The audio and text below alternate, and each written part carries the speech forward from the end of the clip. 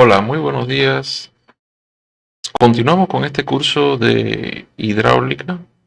Soy el ingeniero Eric Cabrera Estupiñán, PhD, docente investigador, ingeniero hidráulico y especialista en gestión de los recursos hidráulicos. Soy docente universitario de la ULEAN Manta, Facultad de Ingeniería.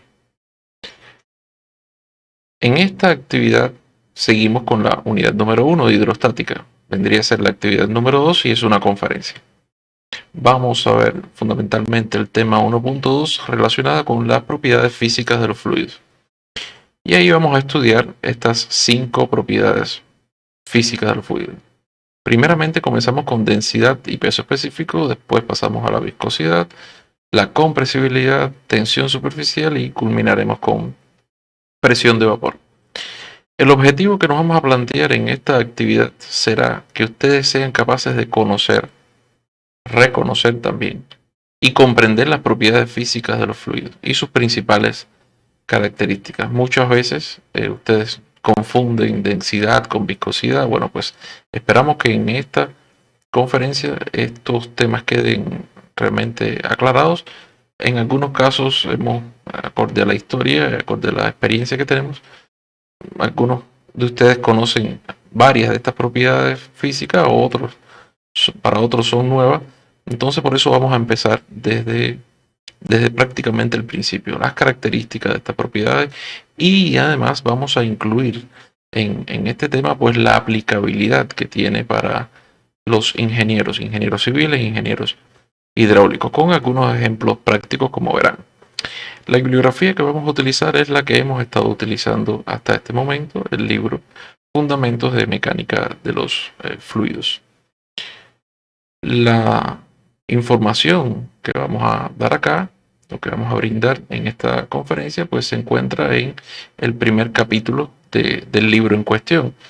Recuerden que ustedes también tienen otros materiales bibliográficos para búsqueda y estudio, ¿verdad? De todo este curso. Entonces, sin más, vamos a comenzar con la primera de las propiedades: densidad y peso específico.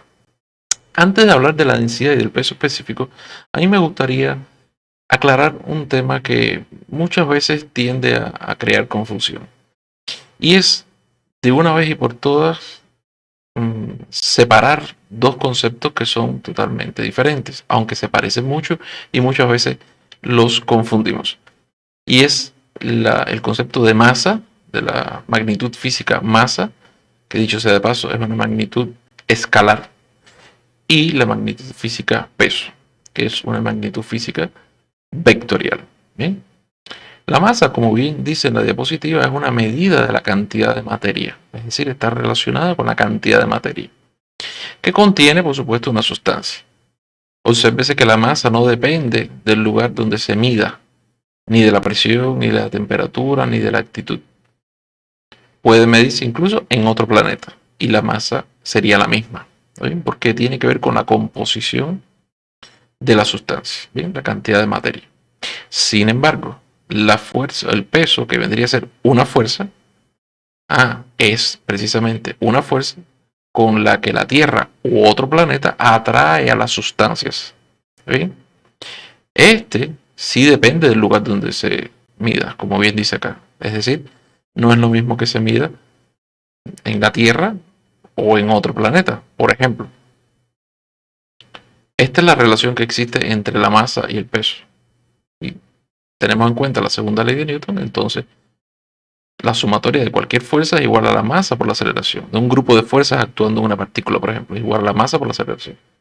Si tenemos en cuenta solamente, digamos, la fuerza de gravedad que se ejerce sobre un objeto, entonces esa fuerza de gravedad vendría a convertirse en un peso, y ese peso vendría a ser igual a la masa del objeto multiplicado por la aceleración de la gravedad. ¿Ok? Por ejemplo, aquí les estamos poniendo un ejemplo para que veamos de lo que estamos hablando. La pregunta sería, ¿cuál es el peso de un objeto de masa 90 kilogramos que se encuentra en los siguientes planetas? La Tierra, que tiene una gravedad de 9.8, aproximadamente 9.81 metros por segundo cuadrado; Marte, 3.71 metros sobre segundo cuadrado; Júpiter, 24.79, y la Luna, 1.62. Si usted aplica la ecuación anterior, vean cómo los valores de los pesos son diferentes. ¿Por qué? Porque los pesos están afectados por la gravedad, ¿okay? Por la aceleración de la gravedad, porque importa el lugar donde usted lo está midiendo, porque es una magnitud vectorial que tiene módulo, dirección y sentido. ¿Okay? La masa no tiene dirección y sentido, sí tiene módulo, ¿verdad? Bueno, aclarado este tema, pues entonces continuamos. Aquí vamos a comenzar o vamos a continuar con un pequeño experimento, un video que ustedes incluso lo pudieran reproducir de esta dirección web que les estoy poniendo acá. Yo lo voy a reproducir y vamos a ir parándola e ir haciendo algunos comentarios.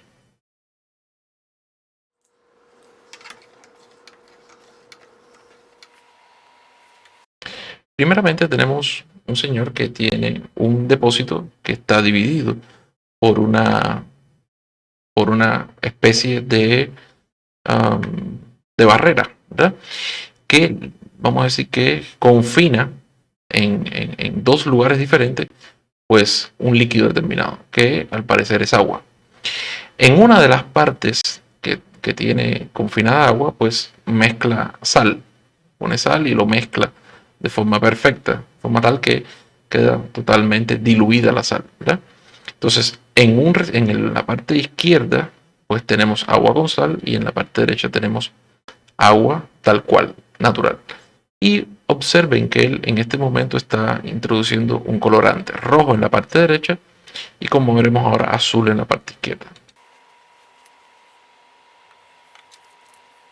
Ahora lo está mezclando de forma que queden líquidos homogéneos y vean cómo de forma rápida pues levanta esta especie de compuerta y vean el comportamiento del fluido. ¿Qué está pasando? Bueno, pues ustedes lo están viendo. El líquido que tiene, que sería agua con sal, pues vean que se ubica en el fondo. Y la zona o el líquido que tiene agua solamente, pues observen que se ubica en la parte superior. Vean que no se mezcla, ¿ya? Entonces, ¿qué nos quiere decir esto? Que el líquido, el agua con sal, que pesa más, ¿verdad? Que pesa más, iría al fondo.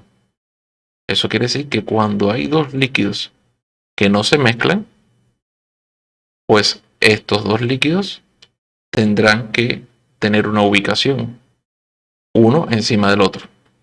¿Qué líquido va encima? Pues el líquido que pesa menos. Eso es lo que estamos viendo acá. Continuemos con el experimento.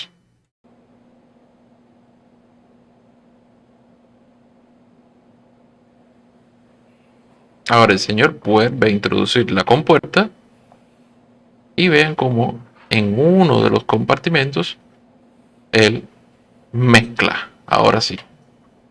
Mezcla y queda un agua, por decirlo así, salobre. Salobre con un color azul también más intenso. Ahora vean que va a retirar nuevamente la compuerta y veamos lo que va a pasar. Miren qué interesante. Esta porción de agua ahora pues tiene un peso intermedio. Ya no es tan pesada como el azul claro y no es tan ligera como el color rojo, ¿verdad? Como el agua de color rojo. Por lo tanto, se ubica en un valor intermedio entre los dos y se sigue manteniendo entonces la hipótesis de la que estábamos hablando. Por eso colocamos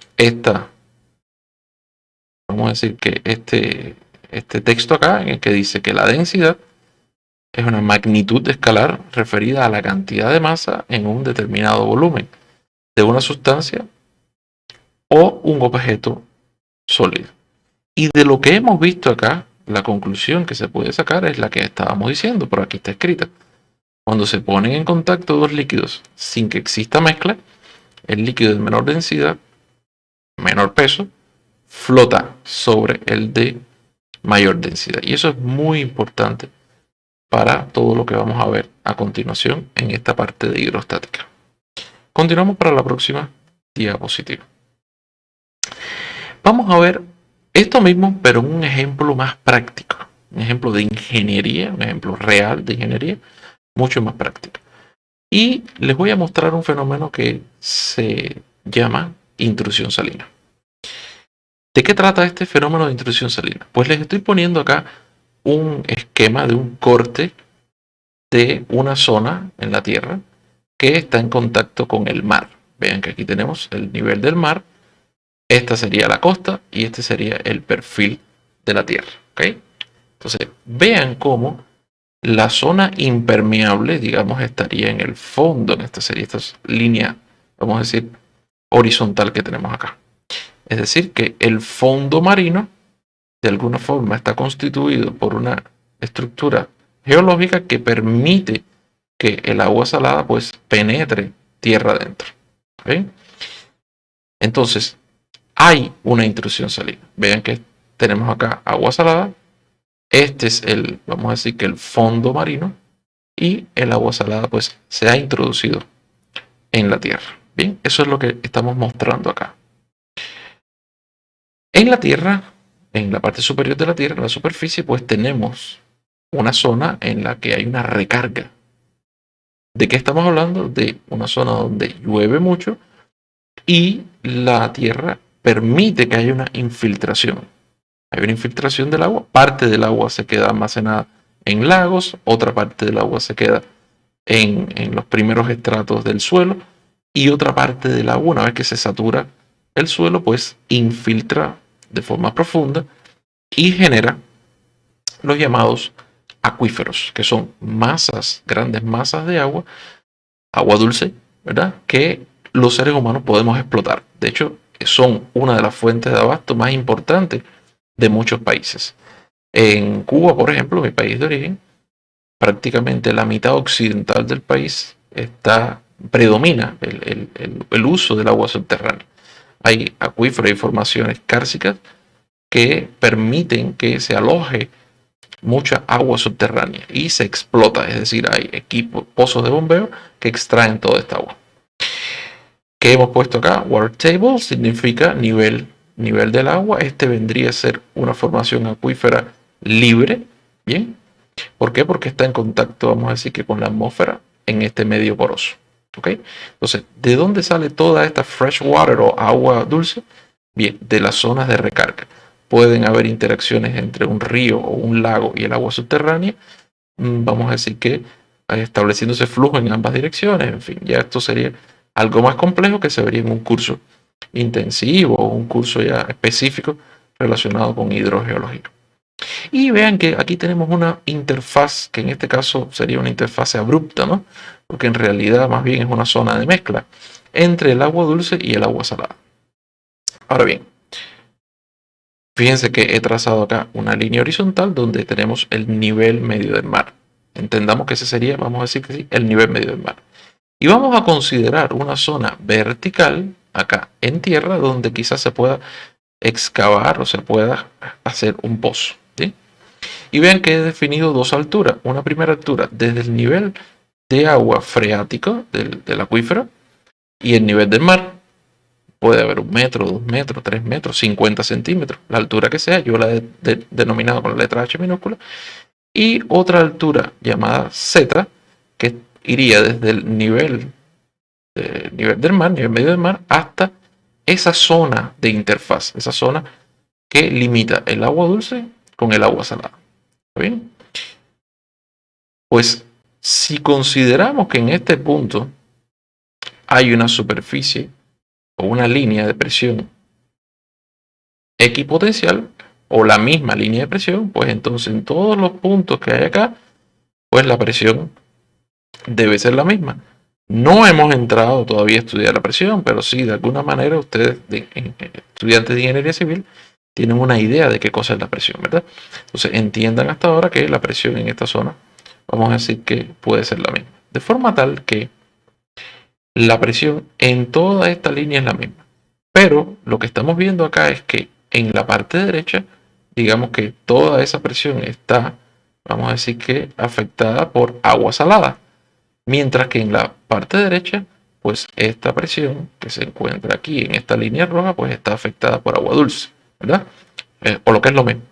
La columna de agua que hay en la zona derecha es toda salada, mientras que la columna de agua que hay en la parte izquierda es toda dulce. ¿Está bien? Entonces, pues hay un modelo creado por Given Herbert, así se conoce el modelo de Given Herbert, que nos brinda una relación entre estas dos alturas, es decir, la altura h minúscula y la altura z.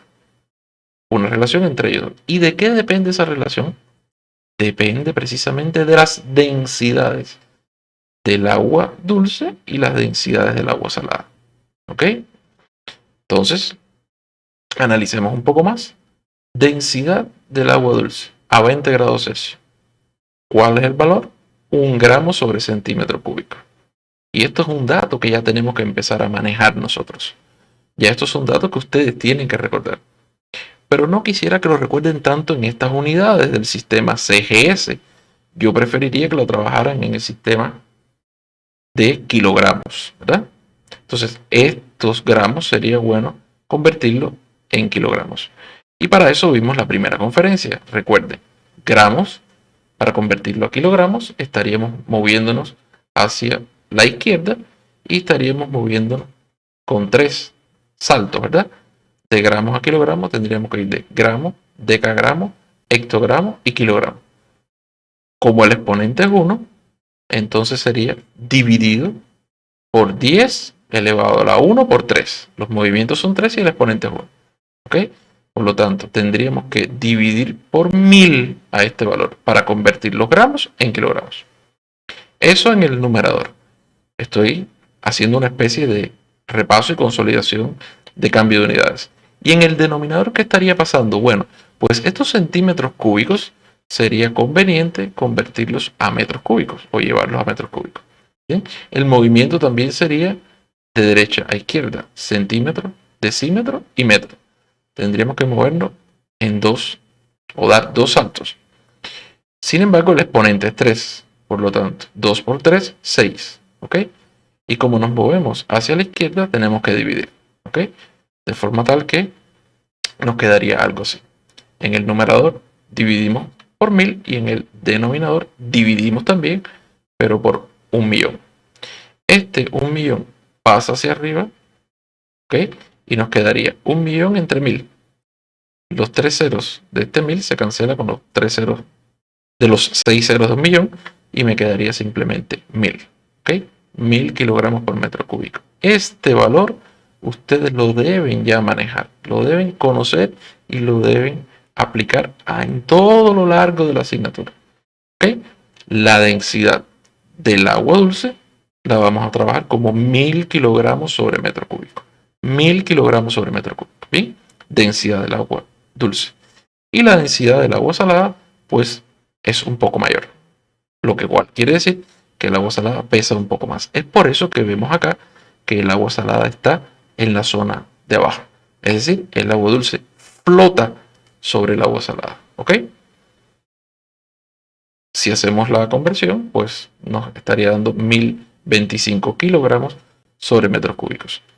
Si ustedes ahora toman, y lo dejo para que lo hagan en casa, es un cálculo muy sencillo. Si ustedes ponen aquí en la expresión de Given Herbert, densidad del agua dulce sobre densidad del agua salada más densidad del agua dulce, es decir, 1000 sobre 1025 más 1000, pues esta relación que está acá, este coeficiente que está acá, les va a dar 40. Pruébenlo y ya se van a dar cuenta. ¿Qué quiere decir eso? Pues que la relación que existe entre H minúscula y Z es que Z será 40 veces el valor que tenga H. O lo que es lo mismo. La interfaz entre el agua dulce y el agua salada estará 40 veces abajo, a una distancia de 40 veces abajo, la cantidad de metros que yo logre tener el nivel de agua dulce por encima del nivel medio del mar. Y esa es una relación extremadamente importante para los análisis que se hacen en hidrología subterránea o hidrogeología. ¿Ok?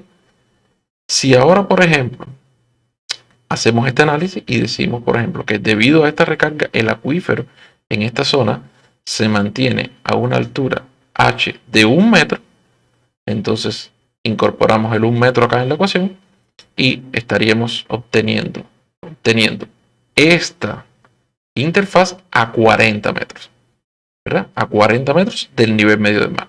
Es decir, nuestro acuífero, por decir de alguna manera, estaría bastante protegido.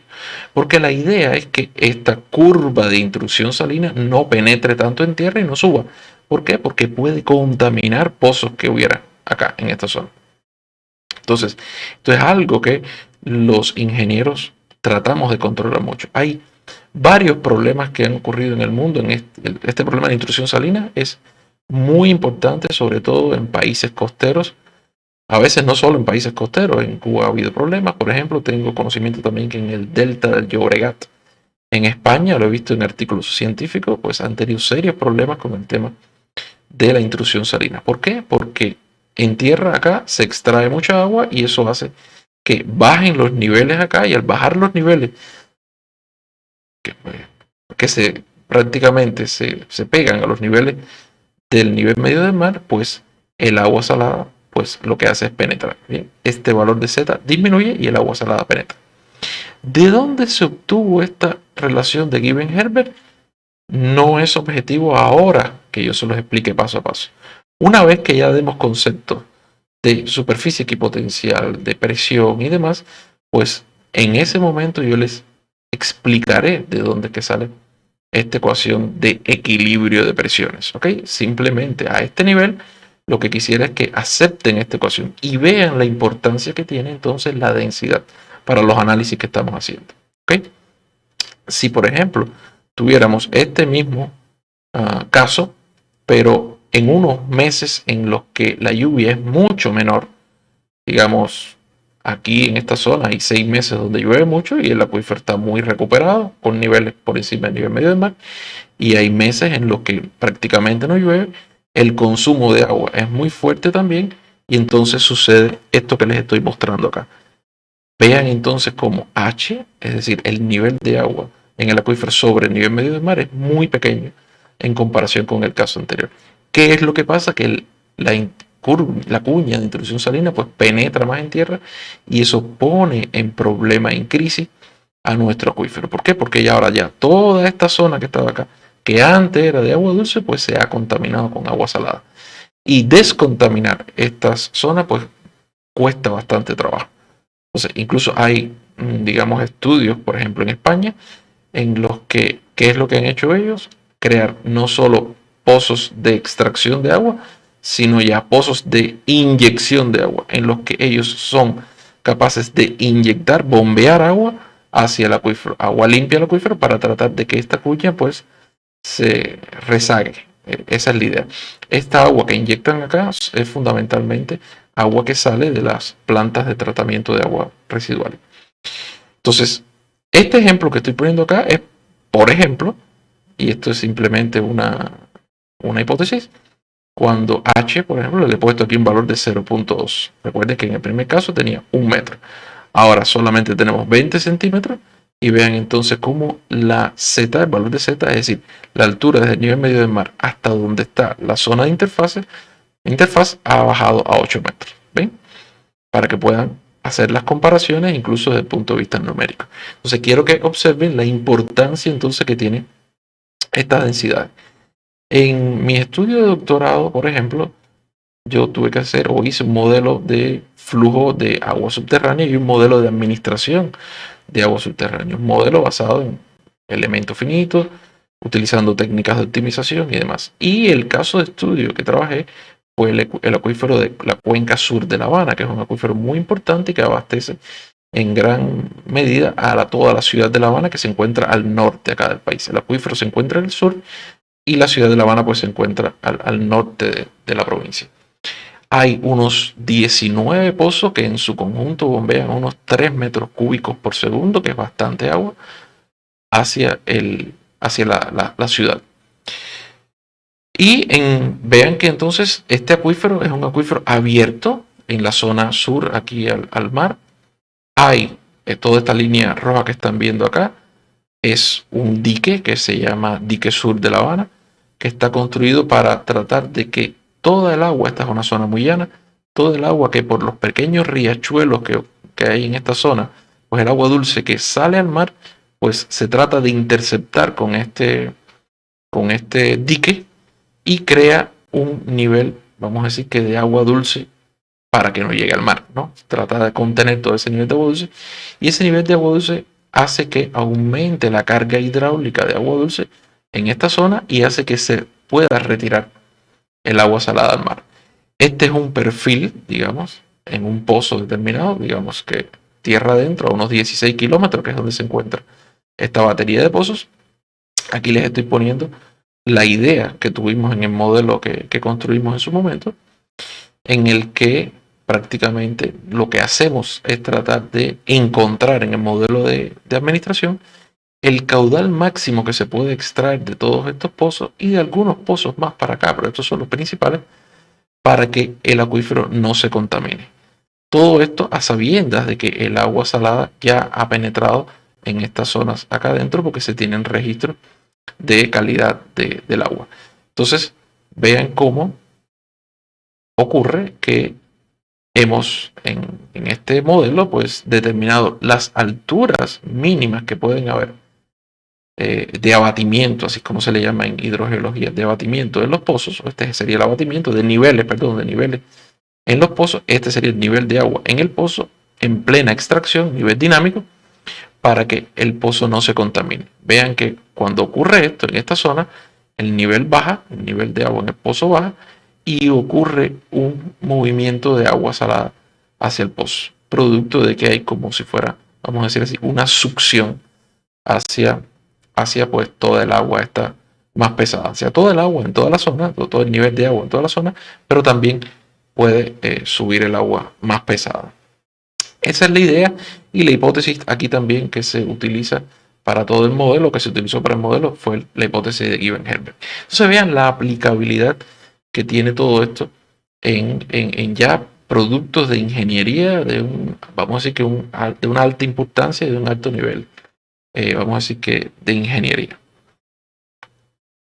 Aquí les voy a también mostrar ahora para que vean de lo que estamos hablando y de los niveles que pueden haber en función del peso del líquido, un experimento que es muy vistoso realmente. Van a ver una columna de diferentes líquidos. Los líquidos que van a estar más arriba pesan menos y además verán cómo se introducen en esta columna de líquidos algunos objetos sólidos y en función de su peso, es decir, de los objetos sólidos y de la densidad del fluido, pues estos objetos irán ubicándose en la capa de fluido que les pertenece.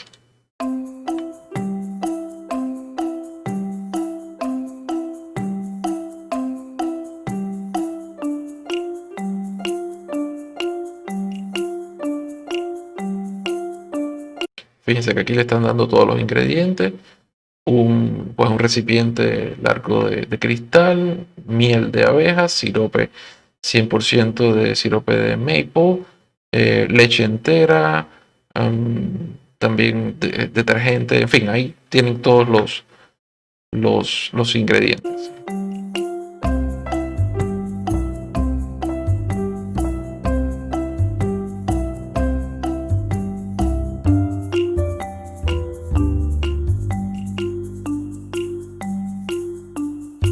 También usan colorantes para poder saber cada fluido, pues para que tenga un color diferente y poderlos identificar.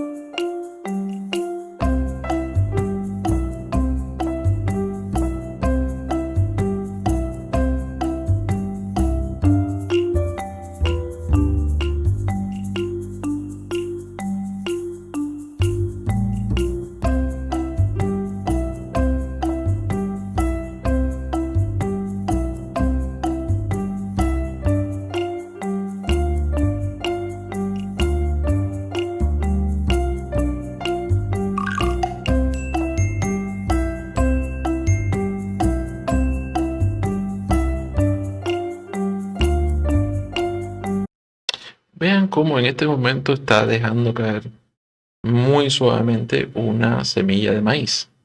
Y vean hasta dónde llega. Aquí también está dejando caer otra fruta.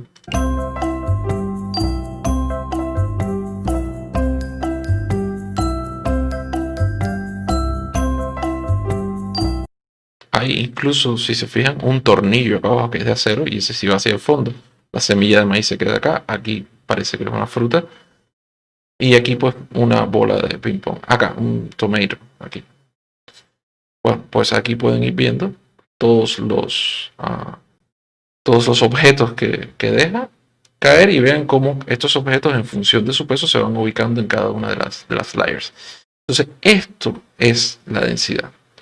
Y esto es lo importante, la importancia que tiene la densidad para nosotros. Guarda relación con la masa de cada uno de los líquidos que estemos analizando.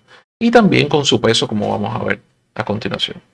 Ratificamos entonces que cuando se pone en contacto dos líquidos y que exista mezcla, el líquido de menor densidad, menor peso, flota sobre el de mayor densidad, ¿verdad? Vamos entonces a ver un poco de matemáticas, de las ecuaciones y demás relacionadas con la densidad. La densidad se puede entonces, desde el punto de vista matemático, definir como la relación que existe entre la masa de un objeto, en este caso de un líquido cualquiera, y el volumen que este líquido ocupa. Entonces ese concepto es extremadamente importante y lo vamos a utilizar mucho. Masa entre volumen. Si hacemos un análisis de dimensiones, entonces la densidad, masa, m, volumen, L.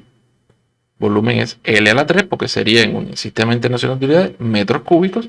Entonces tendría dimensiones L a la 3 en el denominador. Y como pasa el numerador, pues sería L a la menos 3. Sería por acá, ¿verdad? Voy a ponerlo aquí. M, pues sería magnitud física fundamental, M. Y volumen, unidades del sistema internacional, metros cúbicos. Metros, magnitud física fundamental, longitud. Longitud L, pero a la 3. ¿Ok? Y está en el denominador.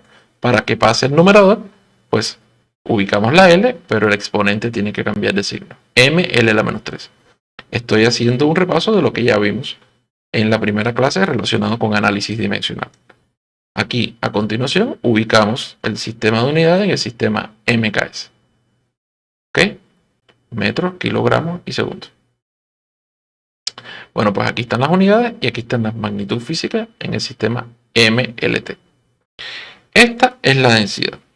Ahora bien, existe otra magnitud física que está íntimamente relacionada con la densidad y es el llamado peso específico. Estas son magnitudes físicas que ustedes tienen que dominar. De la misma forma que ustedes conocen su nombre, pues tienen que conocer estas magnitudes físicas y las ecuaciones que las relacionan. Si bien la densidad es la relación entre la masa y el volumen, el peso específico es la relación entre el peso y el volumen. Ya no la masa, ahora sería el peso y el volumen. Y véanlo aquí en la ecuación. Peso específico igual a peso, que es una fuerza, entre volumen. Si es así, si hacemos el análisis dimensional, como les decía, ahora, antes de hacer el análisis dimensional, veamos que el peso se relaciona con la masa de la siguiente forma, con la segunda ley de Newton. Peso es igual a masa por gravedad. De forma tal que en esta ecuación, o esta ecuación, se puede sustituir por esta otra. El denominador se mantiene, sin embargo, el numerador cambia, ¿verdad? Porque hemos puesto, en vez del peso, la igualdad, masa por gravedad. Y pudiéramos analizar lo siguiente. ¿Qué cosa es masa sobre volumen? Masa sobre volumen, lo acabamos de ver acá, es densidad. Si analizamos eso entonces esta ecuación de peso específico también puede tener la siguiente forma. El peso específico puede ser también la densidad del fluido que se está analizando. Densidad de fluido, esta densidad, multiplicado por la gravedad. ¿Ok? Y fíjense que entonces les estoy mostrando 3 formas de expresar el peso específico. ¿Ok? Ahora sí, hacemos un análisis de magnitudes y vean que si las expresamos en el sistema MLT, pues entonces sería M, L a la menos 2, T a la menos 2. Y si lo expresamos en el sistema FLT, que en este caso sería mucho más fácil, ¿por qué? Porque peso es una fuerza, ¿verdad? Entonces ahí la tenemos, fuerza en el numerador. Y volumen, L a la 3 en el denominador. Pasa hacia arriba como L a la menos 3. FL a la menos 3. ¿Ok? Es decir, que esta magnitud física es mejor manipularla si vamos a hacer un análisis dimensional con el sistema FLT o con la estrategia FLT. Fuerza, longitud y tiempo. De todas maneras, aquí yo les estoy dando las dos, ¿verdad? Y las unidades, entonces en el Sistema Internacional de Unidades, trabajando con el sistema MKS, metros, kilogramos y segundos, pues sería Newton sobre metro cúbico. ¿Ok? Newton, que son las unidades de fuerza, sobre metro cúbico. Newton sobre metro cúbico. Esas son las unidades del peso específico. Haciendo una recapitulación, unidades de la densidad, kilogramos sobre metros cúbicos, y del peso específico, ahora no kilogramos, porque kilogramos sería masa, no, newton sobre metro cúbico. Y estas son unidades del Sistema Internacional de Unidades, ¿ok? Que es con lo que fundamentalmente vamos a trabajar. Ahora bien, ya tenemos esto hasta acá, pero vamos a ampliar un poco el conocimiento. Esa es la densidad.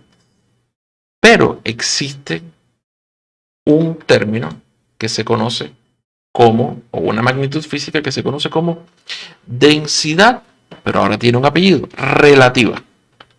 Relativa. ¿A qué se refiere esa relatividad? Bueno, pues se refiere a hacer relativo la densidad de todos los líquidos a la densidad del líquido fundamental, del diluyente fundamental, del líquido más importante en la Tierra. ¿De cuál líquido? Del agua. Es decir, si usted divide la densidad de un líquido que usted esté analizando, por ejemplo, petróleo, densidad de petróleo, y esa densidad de petróleo usted la divide entre la densidad del agua, pues usted ha obtenido una nueva magnitud física que se llama densidad relativa.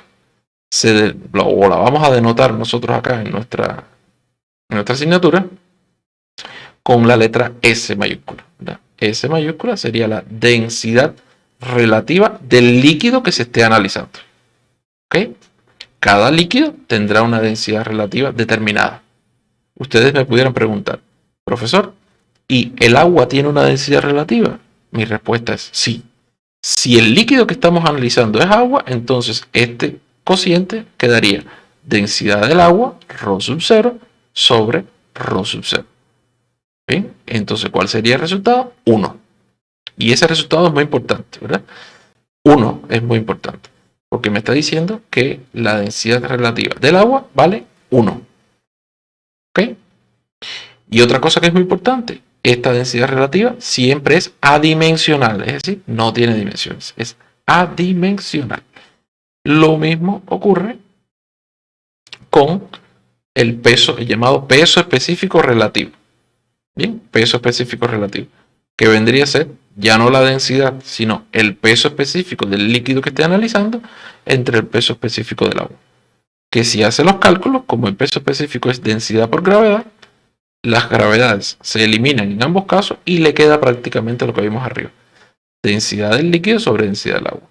O lo que es lo mismo, el peso específico relativo es equivalente, es lo mismo, es igual que la densidad relativa. Por lo tanto, solamente vamos a trabajar con la densidad relativa. Y otra cosa muy importante que ya se los había dicho anteriormente, pero lo vuelvo a recalcar. Tienen que saberse que la densidad del agua es 1000 kilogramos por metro cúbico. Bien, este valor lo vamos a utilizar muchísimo en la asignatura. Entonces, esta diapositiva la vamos a utilizar mucho y es muy importante que ustedes ya vayan escribiendo esto y vayan sabiendo y vayan manejando estas ecuaciones. Igual vamos a ir resolviendo ejercicios. Antes de resolver ejercicios vamos a ir viendo algunas tablas que incluso están publicadas en su libro de texto. Vean, por ejemplo, para irnos familiarizando con algunas sustancias. Aceite mineral, densidad del aceite mineral en kilogramos sobre metros cúbicos, 910. Viene la pregunta, ¿el aceite mineral flota en el agua? ¿Sí o no? Bueno, vamos a pensar en función de lo que hemos conocido hasta ahora. Si el líquido pesara menos que si un líquido pesara menos que el otro, entonces ese líquido que pesa menos flota. Bien. Entonces la pregunta es, ¿el aceite mineral pesa menos que el agua? ¿Tiene una densidad menor que la del agua? Y yo creo que sí. Mírenlo acá. El aceite mineral tiene una densidad aquí de 910 kilogramos sobre metro cúbico y el agua tiene 1000. Por lo tanto, el agua tiene una densidad mayor. Por lo tanto, si nosotros mezcláramos agua con aceite mineral, el aceite mineral flotaría con relación al agua. Si eso mismo lo hacemos, por ejemplo, con otros líquidos, pudiéramos llegar a estas conclusiones. Agua de mar, lo que habíamos visto anteriormente, 1.025. ¿Quién flota? ¿El agua dulce o el agua de mar? Bueno, pues el agua dulce flota sobre el agua de mar. Por eso en el primer experimento que vimos, el agua salada, digamos así, iba hacia el fondo. ¿Ok? Agua saturada de sal, pues pesa más que el agua de mar, ¿no? Aquí están los casos del agua. Vamos a los casos de dos combustibles, gasoil y diésel. Bien, vean cómo entonces combustible, algunas personas piensan que no, pero es así. Sí, el combustible, los combustibles, la gasolina, petróleo ya procesado, pues pesan menos que el agua. Es por eso que cuando un buque, por ejemplo, tiene una rotura y hay un vertido de petróleo en el mar, pues entonces usted ve que hay una mancha de petróleo, ¿verdad? En el mar. Y yo diría que afortunadamente es así, porque ya existen técnicas para, con otros buques y demás, pues acorralar toda esta mancha que está flotando y pues poderla ir sacándola y descontaminar una zona determinada. No solo se contamina en mar, han habido problemas de contaminación de acuíferos, de agua subterránea y afortunadamente pues estos combustibles pues quedan en la superficie. Por ejemplo, en zonas donde hay aeropuertos, que por lo general son zonas muy llanas, no son zonas, digamos, muy accidentadas desde el punto de vista topográfico, generalmente pueden existir acuíferos, agua subterránea, y pueden haber problemas de este tipo cuando hay escapes de combustible, en fin. Y vean una sustancia que nosotros vamos a trabajar muchísimo, y viene a ser lo que le llamamos un líquido manométrico, o el líquido manométrico por excelencia. Ya veremos qué cosa es eso más adelante. Y es el famoso mercurio. ¿Sí? El mercurio tiene, fíjense cuál es la densidad del mercurio. Es impresionante cuando usted lo compara con todos los demás. 13.6 kilogramos, perdón, 13.600 kilogramos sobre metro cúbico, o lo que es lo mismo, 13.6, pero ya no sería densidad, sino sería densidad relativa, ¿verdad? 13.6 sin unidades. Bien, densidad sería 13.600 kilogramos por metro cúbico. Es decir, que el mercurio pesa muchísimo, es el que más pesa de todas las sustancias que tenemos acá. ¿Ok? Por eso ya veremos sus aplicaciones. Yo siempre le pongo el ejemplo a mis estudiantes. El ejemplo siguiente, imagínense que usted tiene un balde de agua y un balde lleno de mercurio. Mi pregunta es, ¿usted puede cargar el balde de agua? La inmensa mayoría me dicen que sí. Y es verdad, por lo general todos lo pueden cargar. Y cuando les digo, ¿y el mercurio? Pues me dicen sí. Y le digo, ¿usted está seguro? Sí. Aprobado. No. Entonces, hagamos el análisis. 13.6 densidad relativa. ¿Qué quiere decir eso? Que el mercurio pesa 13.6 veces más que el agua. Es decir, que cuando usted esté cargando ese balde de mercurio, en realidad lo que está cargando es 13 baldes de agua, uno debajo del otro. O sea, ¿puede con esa cantidad? Yo creería ahí que no, ¿verdad? Entonces, esos son análisis que usted puede ir haciendo. Bueno, vemos el petróleo acá, que tiene también una densidad mucho menor que la del agua. 800 y la del agua, recuerden que es 1000. Entonces veamos que los aceites, los combustibles como el petróleo, diésel, gasoil, flotan sobre el agua. Entonces, era la pregunta que estábamos acá, ¿no? De la siguiente lista de los líquidos, identifique cuáles flotan sobre el agua y cuáles no. ¿Cuál es el líquido más pesado? Bueno, pues ya lo estuvimos viendo acá y estuvimos haciendo el análisis. Vean cómo hay una variación o cómo la densidad varía en función de la temperatura. Cuando se aumenta la temperatura de una sustancia, digamos un líquido cualquiera, entonces en este caso estamos hablando del agua, ¿verdad? Densidad del agua como función de la temperatura. Si se aumenta la temperatura del agua, pues la densidad del agua baja. Y aquí están viendo los valores. Vean, a 4 grados Celsius la densidad es 1000 kilogramos sobre metros cúbicos. Aquí está. Sin embargo, ya cuando empieza a bajar, digamos 60 grados Celsius, ya la densidad anda por 983, 982 aproximadamente. ¿Ok? Entonces, eso es importante. Nosotros, por lo general, en esta asignatura vamos a trabajar con agua a temperatura ambiente, de forma tal que podemos aceptar la hipótesis de que el agua tendrá una densidad de 1000 kilogramos sobre metros cúbicos. A este nivel de pregrado, pues no vamos a introducirnos en la variabilidad de la densidad debido a la temperatura. Pero sí es bueno que los conozcan y que lo sepan, ¿no? La densidad y el peso específico aumentan con la presión y disminuyen con la temperatura, como están viendo acá. Aquí es lo que les decía, para los objetivos de este curso no se considera la variación de la densidad de los líquidos, es decir, la densidad siempre se va a tomar como un valor constante. Aquí tenemos un primer ejercicio para analizar entre todos. Dice este primer ejercicio, un fluido ocupa un volumen de 3.2 metros cúbicos. ¿Sí? Y tiene, ese es el volumen que ocupa el fluido. Y tiene una masa, fíjense que es masa, no peso, y tiene una masa de 4 miligramos. ¿Sí? Punto y seguido. Vean, miligramos. Gramo vendría a ser la unidad básica, la unidad fundamental. Y mili, esa M, vendría a ser un prefijo, ¿verdad? Entonces, debemos recordar si hay que hacer algún cambio de unidades, lo que les enseñamos para hacer cambios de unidades, ¿verdad? Y ahora viene la orden. Calcule la densidad de ese fluido en kilogramos sobre metros cúbicos y en gramos sobre centímetros cúbicos. ¿Está bien? Entonces, en el primer caso, ya aquí vienen dados los metros cúbicos, por lo tanto no hay problema. Pero habría que convertir los miligramos a kilogramos, ¿no? Entonces hay que hacer un movimiento de miligramos a kilogramos, ¿verdad? El movimiento lleva 6 unidades, ¿no? Miligramos, centigramos, decigramos, gramo, decagramo, hectogramo y kilogramo. ¿Ok? Hay que moverse 6 veces. ¿Ok? Y como nos movemos hacia la izquierda, pues ya ahí saben lo que tienen que hacer. ¿Bien? Y en el otro caso, vamos a decir que hay que convertir los dos. En el segundo caso hay que convertir los dos, porque los metros cúbicos hay que convertirlos ahora a centímetros cúbicos.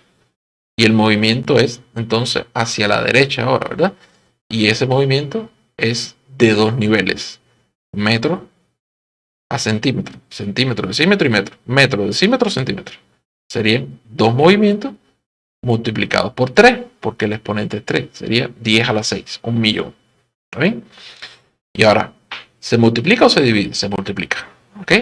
Entonces 3.2 metros cúbicos sería igual a 3.2 por 1.000.000, ¿no? Por 1.000.000, y eso es igual a centímetros cúbicos, ¿verdad? Eso serían centímetros cúbicos. Ese es el cambio de metros cúbicos a centímetros cúbicos. Y ahora también habría que cambiar la unidad básica de peso, de masa, que sería miligramos, habría que llevarlo a gramos. ¿Sí? De miligramos a gramos. El movimiento sería hacia la izquierda. Y habría que moverse en 3 unidades. ¿Está bien? Entonces, si hacemos todo este análisis, aquí está. Veanlo. 3.2 metros cúbicos. 3.2 por 10 a la 6 centímetros cúbicos. Masa igual a 4 miligramos es igual a 4 por 10 a la menos 3 gramos. Ese movimiento de 3 veces. ¿Ok? Y el movimiento de 6 veces de llevar de miligramos a kilogramos. Aquí está explicado lo que les lo que les había dicho anteriormente, o ubicado lo que les había explicado anteriormente. Vean entonces el cálculo, densidad, masa sobre volumen, y aquí se van ubicando para cada uno de los cálculos. En el primer caso, hemos ubicado 4 por 10 a la menos 6 sobre 3.2, y el resultado será en kilogramos sobre metros cúbicos.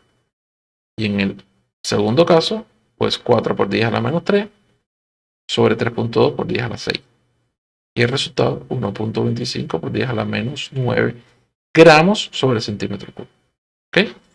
Yo les pido que de forma,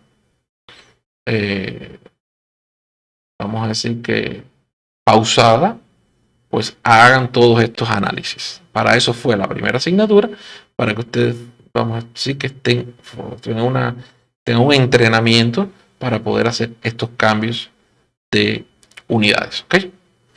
El segundo ejemplo es el siguiente. Dice, un líquido tiene 2.3 veces la densidad del agua. Miren qué interesante. Un líquido tiene 2.13 veces la densidad del agua. La pregunta, sin llegar a lo demás, el análisis que usted ya tiene que ir haciendo. ¿Ese líquido pesa más o pesa menos que el agua?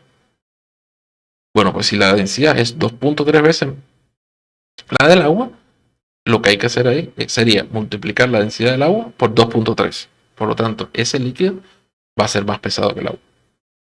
La pregunta entonces sería, o la orden sería, calcule la densidad y el peso específico de ese líquido que se está analizando. Ahí está el ejemplo.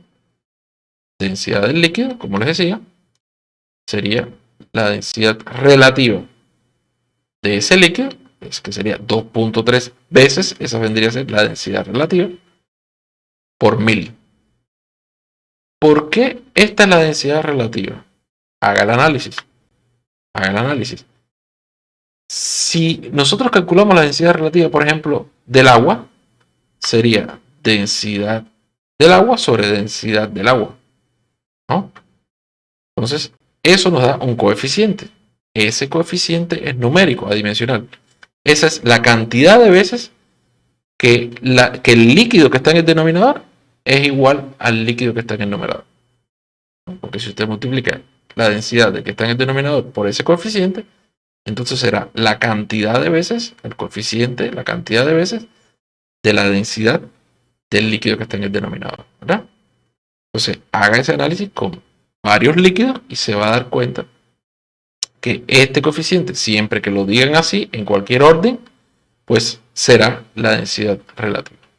Véanlo aquí, si usted divide, acá, si usted divide densidad del líquido entre densidad del agua, me quedaría S. S multiplicado por la densidad del agua es la cantidad de veces que multiplicado este número por el agua es igual a la densidad del líquido anterior, o la densidad del líquido de análisis. Entonces vendría a ser 2.3 por 1000, que serían 2300 kilogramos por metro cúbico. Y ahí estaría pues resuelto este segundo problema. El peso específico, si quisiera calcular entonces el peso específico, pues simplemente sería la densidad del líquido que lo acabo de calcular multiplicado por la gravedad. Aquí está. Y vean el resultado. Expresado primeramente en newton sobre metros cúbicos y después en kilonewton sobre metros cúbicos. Vamos a pasar ahora a la segunda propiedad de los fluidos. Propiedad que es determinante para el concepto incluso de fluido, está fundamentado de flujo de fluido, fundamentalmente está relacionado íntimamente con esta propiedad, con la viscosidad. Entonces, ¿de qué se trata la viscosidad? Vamos a ver primeramente este video para después hablar un poco de la viscosidad. Vean cómo el señor mueve este líquido y usted ha podido ver un movimiento amplio de este líquido. Veamos qué pasa con el segundo. Prácticamente no se ha movido nada. Él lo va a hacer derramar ahora y vean la diferencia.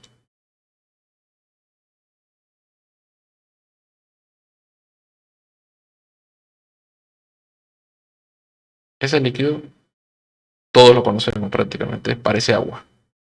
Y miren este otro líquido. A mí, en lo particular, se me parece como si fuera una miel. tendría la consistencia, digamos así, de la miel. ¿Ok? La pregunta mía sería aquí, por ejemplo, ¿cuál de los dos líquidos es más denso? O sea, lo que estamos viendo aquí nos relaciona la densidad para algo. Muchos pueden pensar que sí, y muchos pueden decir que el segundo líquido es más denso que el otro.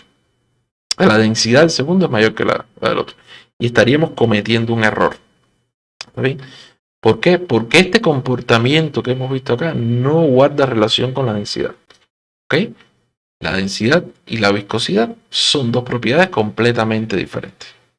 La viscosidad de un fluido tiene que ver con la capacidad que tiene este fluido para moverse, para que sus moléculas se puedan mover entre sí y en contacto con otras superficies. ¿Ok? Entendamos lo siguiente. Si hiciéramos un experimento con estos dos líquidos y tuviéramos un balde y lo tiráramos con mucha fuerza en el piso, pues el líquido agua, diríamos así, pues avanzaría mucho a través de la superficie, que sería el piso en este caso.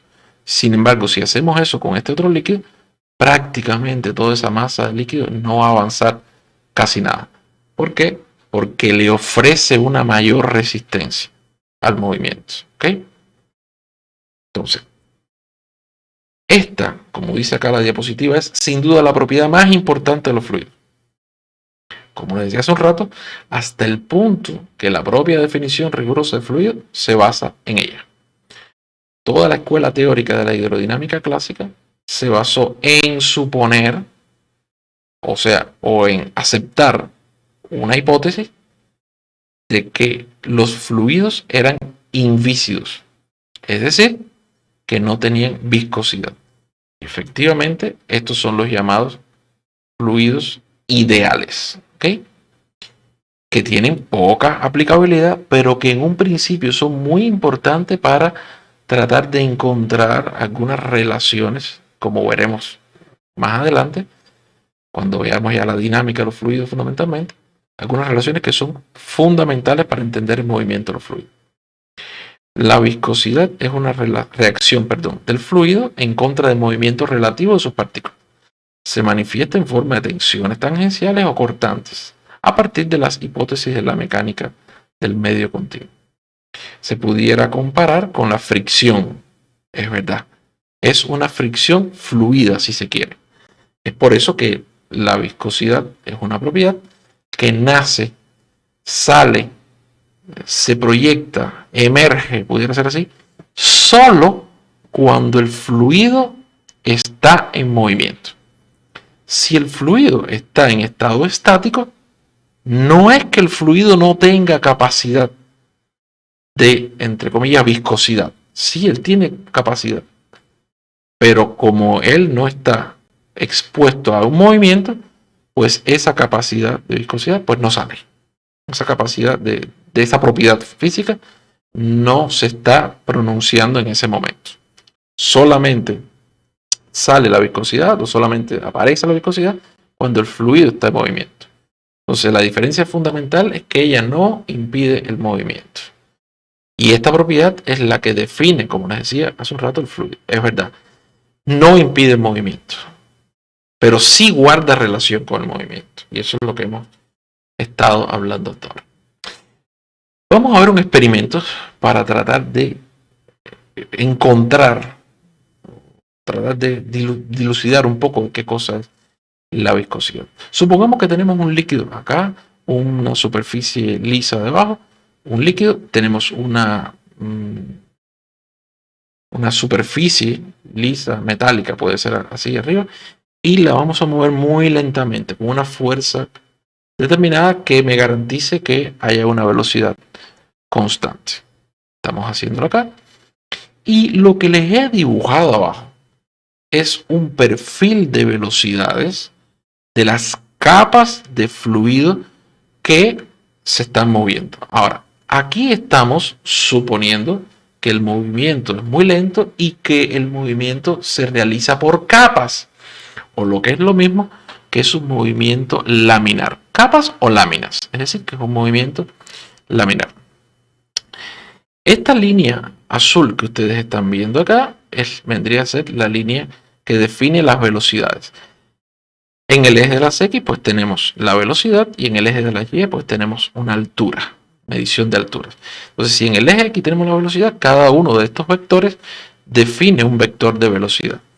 Vea entonces que a medida que nos acercamos a la superficie, ese vector de velocidad se hace más grande. Aquí estamos tomando simplemente dos vectores de velocidad que están justo en el centro, lo hemos ubicado en el centro, de dos láminas. La lámina superior que representa un vector mayor de velocidad por cuanto está a una altura mayor y la lámina menor que se encuentra o que define una velocidad menor. Y estos son los puntos 1 y 2.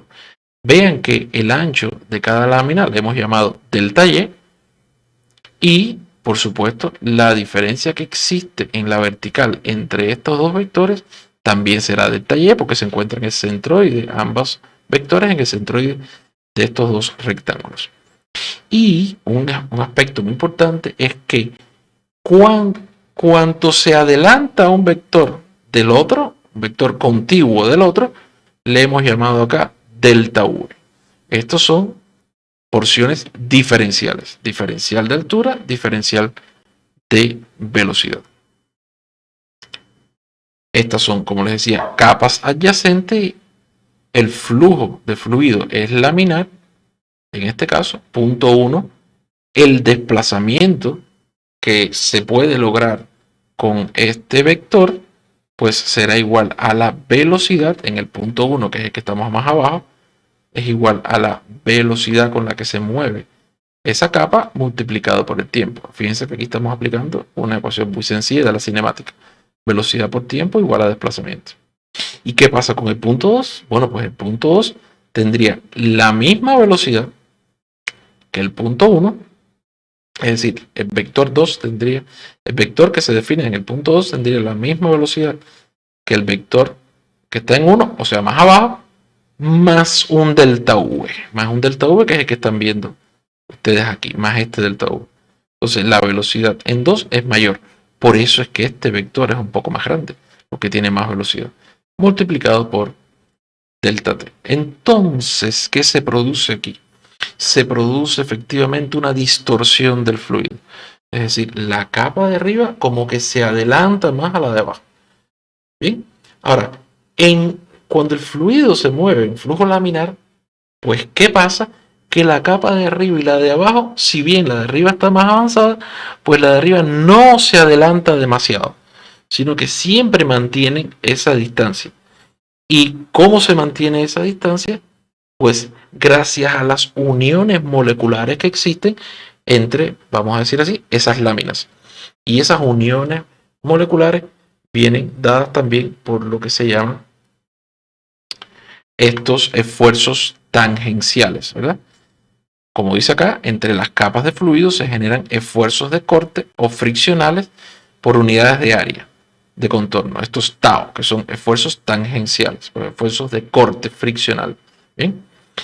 Newton, que fue quien en su momento estudió este fenómeno, demostró que estos esfuerzos tangenciales, ¿verdad?, son proporcionales ¿a quién? A la variación de la velocidad con respecto a la variación de nivel. ¿Bien? Para movimiento laminar, de forma tal que la expresión que él encontró fue esta. Los esfuerzos tau, esfuerzos cortantes tau, son proporcionales, hay una constante de proporción acá, ¿a quién? A la variación de la velocidad con relación a la altura o al movimiento relativo, por decirlo acá, ¿no? De donde la constante de proporcionalidad K se denota como, la denotó como la viscosidad absoluta o dinámica. Y a partir de ese momento, pues se conoce como mu. Y nosotros lo vamos a trabajar a partir de ahora como mu, ¿verdad? Por lo tanto, esos esfuerzos tangenciales que vendrían a ser presiones serían mu multiplicado por variación de velocidad, variación de altura, de V, de Y. Si para el ejemplo que hemos visto acá, la longitud es muy grande con relación a la altura, E, fíjense que hemos puesto la altura E acá, entonces el perfil de velocidades es lineal ya no sería un perfil de este tipo que pudiera tener una tendencia logarítmica. El perfil es lineal, ¿no? Vamos a decirlo así. Entonces, esta ecuación, la ecuación tau igual mu de u de y, se conoce como ley de Newton de la viscosidad. Si el fluido tiene mu constante para una temperatura dada, se le llama fluido newtoniano. Es decir, si no varía mu con relación a la temperatura. ¿Ok? Nosotros, aprovecho para decirlo, nosotros en este curso solamente vamos a trabajar con fluidos newtonianos. Y la inmensa mayoría de los fenómenos prácticos que ustedes como ingenieros van a tener que abordar en su vida profesional, pues tienen que ver con fluidos newtonianos. Por ejemplo, el agua a presión atmosférica, pues funciona como un fluido newtoniano sin ningún problema. ¿Qué cosa es un fluido no newtoniano? Ya de eso hablaremos. Tau y mu no dependen de la presión. Y esto es muy importante. Tau pequeños provocan variaciones de velocidad sobre y o movimiento relativo y por lo tanto provocan flujo. Flujo que sería movimiento. Si la variación de U sobre Y es igual a 0, pues entonces no hay movimiento, no hay fricción, ¿verdad? Para cualquier valor de mu. Mu existe, pero no ha salido, ¿verdad? No ha salido. La ecuación tau es igual mu de U de Y, solo es válida para flujo laminar. Y eso también es muy importante.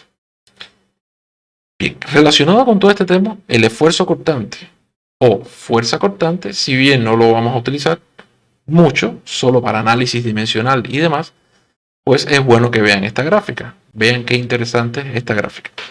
Sobre todo, es prácticamente la misma gráfica sacada de dos fuentes diferentes.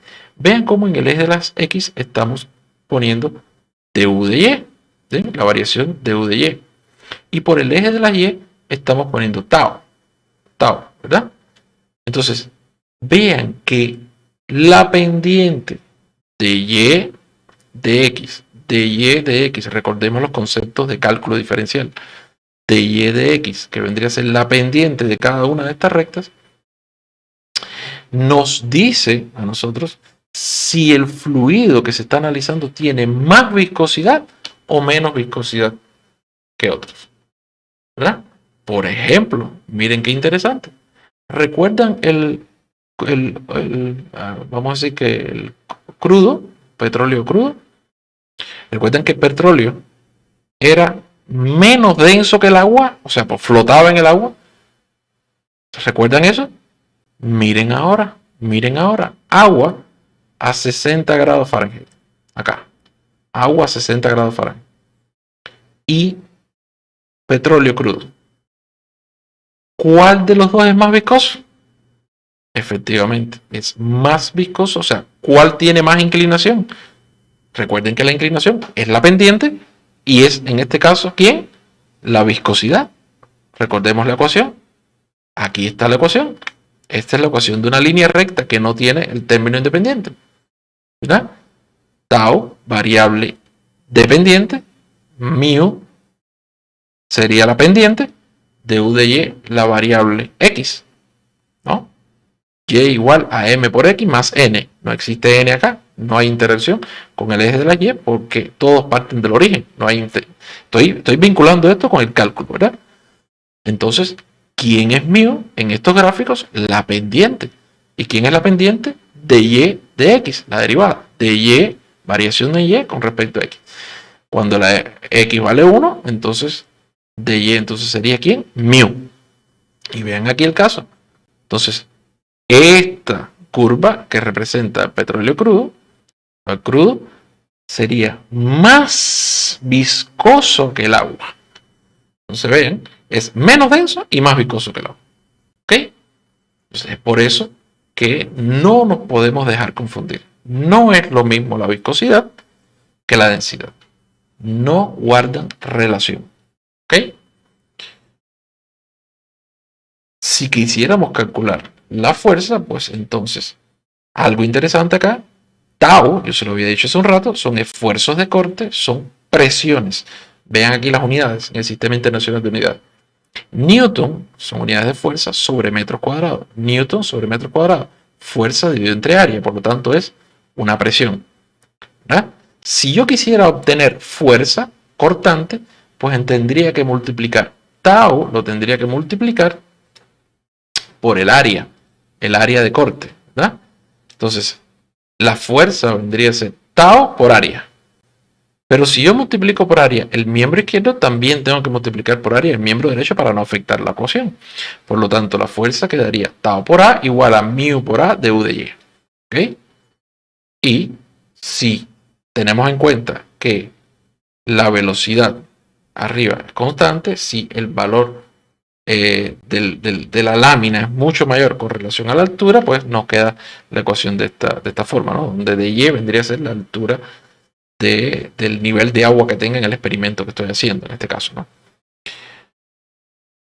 Pues bien, este otro gráfico también es importante, también es interesante, ¿no? Vean qué interesante. A medida que aumenta la temperatura, ¿qué pasa con la viscosidad? Los líquidos se hacen menos viscosos, ¿verdad? La viscosidad disminuye. Sin embargo, los gases, la viscosidad aumenta. ¿Ok? Cuando aumenta la temperatura, los gases aumentan su viscosidad y los líquidos disminuyen su viscosidad. ¿Ok? Estos son los modelos generales y aquí les voy a poner un ejemplo ya de fluidos concretos. Vean, por ejemplo, el aceite. Miren el aceite, que es un líquido. A medida que aumenta la temperatura, este líquido disminuye su viscosidad. Viscosidad absoluta. Ahí la tienen. Bien. Sin embargo, helio, miren acá. Hidrógeno, mírenlo acá. ¿Qué pasa con ellos? A medida que aumenta la temperatura, aumenta también la viscosidad. Estos son aspectos que son muy interesantes, ¿no? Interesantes. A pesar de que, desde el punto de vista ya práctico, no vamos a entrar mucho a hablar con ellos. Este es el famoso diagrama reólico en el que usted puede ver acá los fluidos newtonianos. Los fluidos newtonianos en los que la variación de U de Y con respecto a tau es constante. Es constante. ¿Ok? Eso no ocurre con respecto a otros líquidos. Los líquidos ya que no cumplen la ley de viscosidad de Newton, fluidos no newtonianos. Estos fluidos no newtonianos, voy a darle una pequeña explicación, ustedes pueden buscar en YouTube, hay videos de lo más interesante de cosas que se hacen con fluidos no newtonianos. Los fluidos no newtonianos son aquellos que ante esfuerzos bruscos que se realizan en cortos periodos de tiempo, ese líquido, supongamos que es líquido, no funciona como un líquido, sino que funciona como un sólido. Bien, o sea, los líquidos que ante esfuerzos súbitos te dan un golpe fuerte sobre el líquido, se comporten como un sólido, esos son llamados fluidos newtonianos. Hay muchas aplicaciones, yo simplemente les voy a hablar de una aplicación. No sé si se han dado cuenta, cuando van en un auto, hay en algunos lugares donde son muy poblados y demás, pues hay algunos llamados rompevelocidades. Estos objetos rompevelocidades, pues se ubican para que usted no vaya a una elevada velocidad porque puede haber personas y demás, zonas escolares y demás. Además de las señalizaciones que existen, las señaléticas y demás, pues existen estos rompevelocidades. Existen rompevelocidades de estos que son una lámina de un metal de una superficie determinada, puede ser un plástico determinado, que está lleno de un líquido de este tipo, un líquido no newtoniano. Cuando el auto viene y respeta las leyes o respeta las señalizaciones, el auto pasa sin ningún problema por estos obstáculos. La goma pasa y esta zona pues se aplasta porque es un líquido, ¿no? Y el esfuerzo, vamos a decir así, no es un esfuerzo súbito. Sin embargo, si usted viene en un auto y no respeta las señalizaciones y va a una gran velocidad, pues usted sentirá un gran impacto en el auto. ¿Y por qué un gran impacto? Porque la velocidad ha chocado contra ese líquido con una gran velocidad en un tiempo muy corto. Entonces el líquido va a funcionar como si fuera un sólido. Y créanme que es prácticamente como si usted estuviera chocando con un muro de hormigón. Así funciona. Hay videos en internet muy, vamos a decir que llamativos, en los que algunas personas corren por encima de un túnel que han creado así lleno de un líquido, que es un líquido no newtoniano, y pueden correr por encima del líquido. Y es increíble porque realmente correr, por supuesto, a gran velocidad, y eso lo que está generándose ahí son esfuerzos muy súbitos, muy rápidos sobre el líquido. Incluso le dan golpes con bats de béisbol y usted ve que prácticamente se está comportando el fluido ya no como un líquido, sino como un sólido. Eso vendrían a ser los fluidos newtonianos que ustedes pueden, perdón, no newtonianos, que ustedes pueden buscar más información en la internet. Bien. La viscosidad, entonces, vamos a un poco de ecuaciones. Habíamos dicho entonces que si despejamos de la ley, perdón, de Newton de la viscosidad, entonces si despejamos la pendiente, que es la viscosidad, nos quedaría así: la viscosidad dinámica o viscosidad absoluta. Quedaría tau sobre du de y. Si hacemos un análisis dimensional, tau, que es una presión, sería F L a la menos 2, velocidad L, recuerden, unidades, el Sistema Internacional de Unidades de la Velocidad, metros sobre segundo, por lo tanto, análisis dimensional, L T a la menos 1, sobre dy, es una altura, L, ¿verdad? Entonces, si usted ajusta todos estos valores, pues finalmente obtendrá que la viscosidad dinámica expresada en el sistema FLT, sistema dimensional FLT, pues sería FL a la menos 2 T. Unidades en el sistema MKS, Newton sobre metro cuadrado, que eso es presión, Newton sobre metro cuadrado, presión. ¿Recuerdan las unidades? Pascal. Newton sobre metro cuadrado es Pascal. Un Newton sobre metro cuadrado es un Pascal por unidades de tiempo, por segundos. Entonces, en el sistema MKS, las unidades, Sistema Internacional de Unidades, sistema MKS, metro, kilogramo, segundo, las unidades de la viscosidad cinemática son Pascal por segundo. ¿Ok? Si trabajamos en el sistema CGS, fuerza ahora ya no sería Newton, sino sería Dina. Y área ahora ya no sería metros cuadrados, sería centímetros cuadrados. Y segundo sigue siendo segundo. Dina sobre centímetros cuadrados por segundo se llama poise. ¿Ok? Se llama poise, así como lo estamos ubicando acá. Un pascal por segundo es un newton sobre metro cuadrado, es igual a 10 a la 5 dinas sobre 10 a la 4 centímetros al cuadrado por segundo. O lo que es lo mismo, 10 poise, si usted hace la relación. ¿Ok? Es decir, un pascal por segundo equivale a 10 poise. Bien. Y lo que es lo mismo, un poise equivaldría entonces a 0.1 pascal por segundo. Vean todos los análisis que ya hemos hecho acá. Ahora bien, les he hablado de la viscosidad y la densidad. Les he dicho, no tienen nada que ver. Es verdad. No piense que porque un líquido le cueste más trabajo moverse, es más denso que otro. ¿Está bien? No guarda relación la densidad con la viscosidad. Sin embargo, los científicos hemos visto vamos a decir, la posibilidad de relacionar de alguna manera a estas dos unidades, a estas dos magnitudes tan importantes, físicas tan importantes, estas propiedades tan importantes: la viscosidad absoluta y la densidad.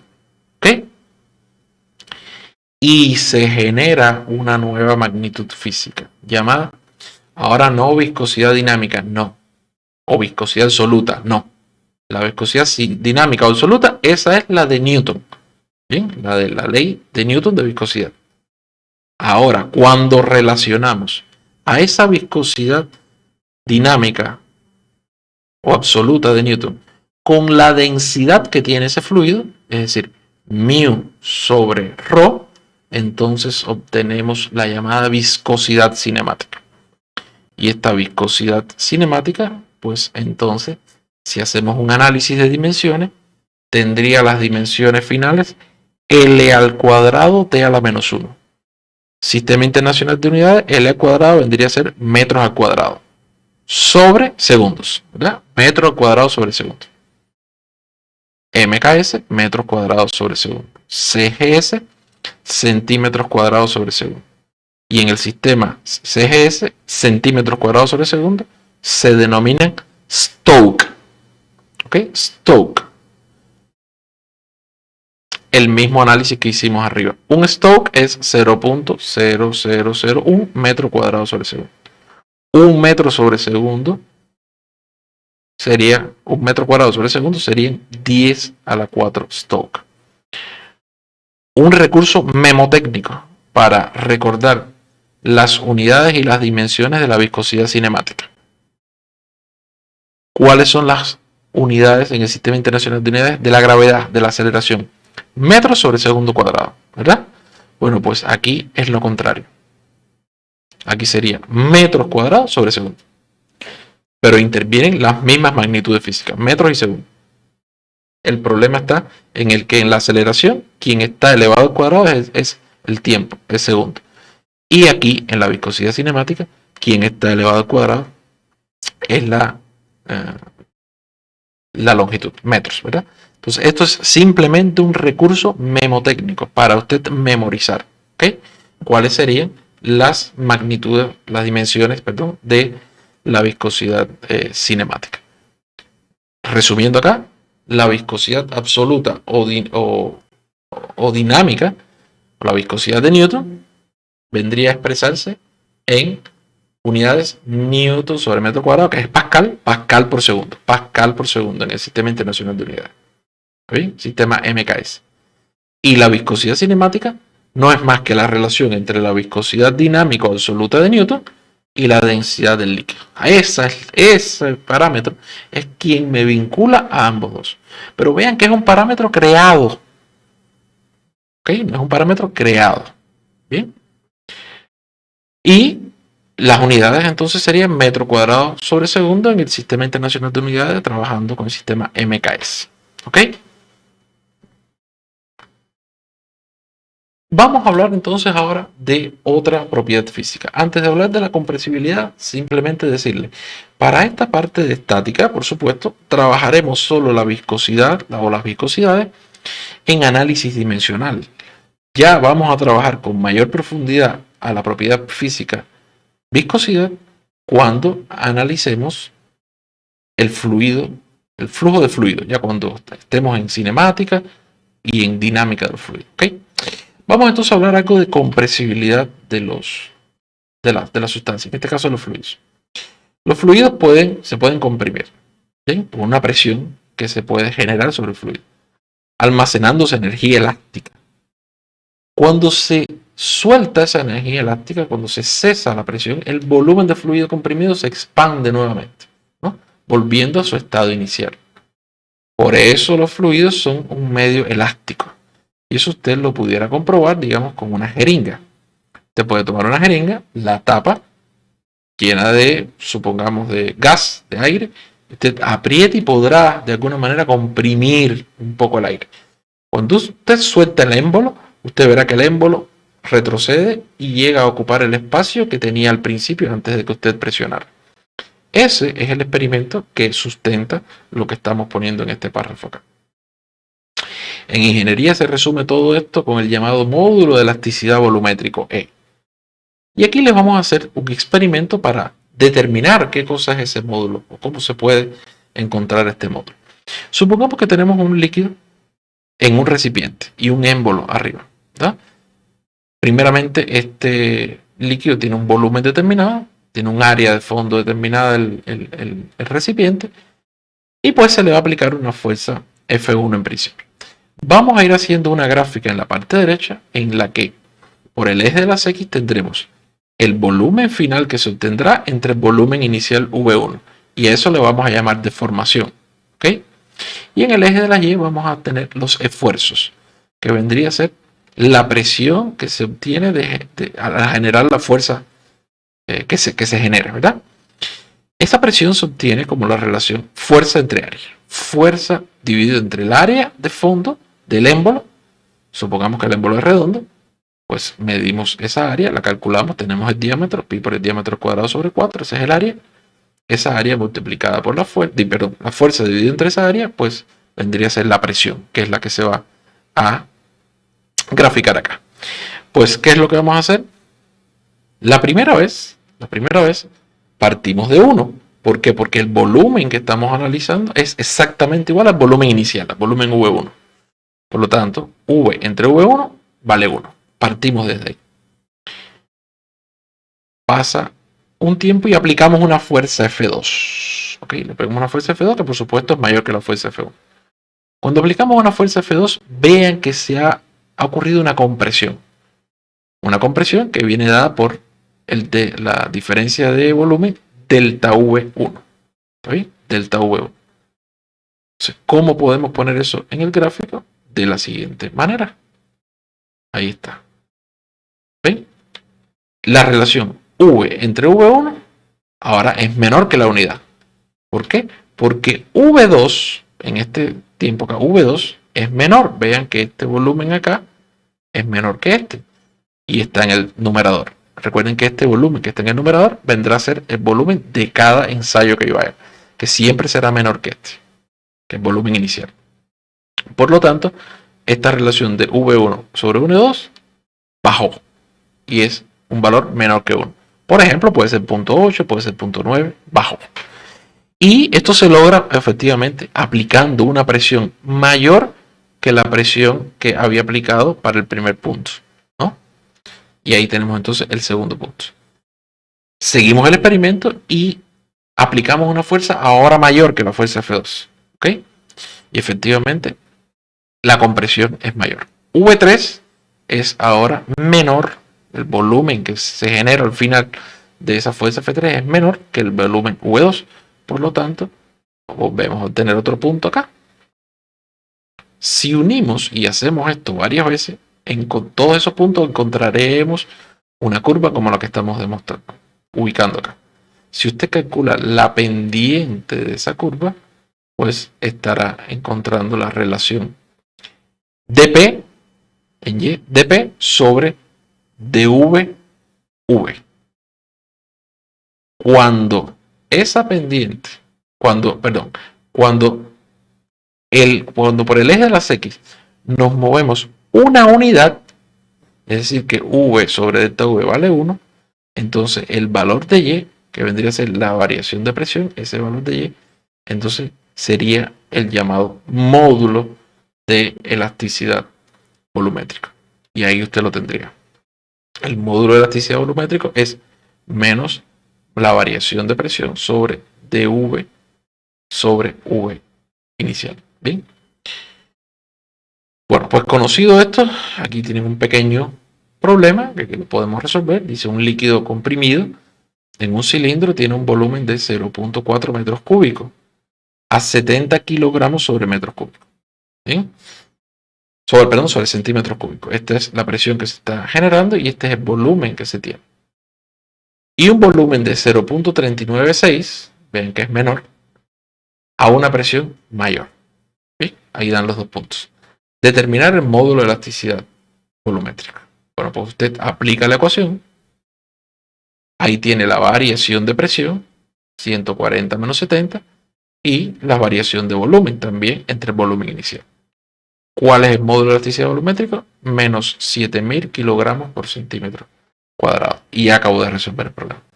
Si bien estamos mostrándolo acá, qué cosa es la compresibilidad y demás, yo les puedo garantizar que al menos en este curso básico, inicial de mecánica de los fluidos, no vamos a ir más allá que este simple ejemplo, ¿verdad?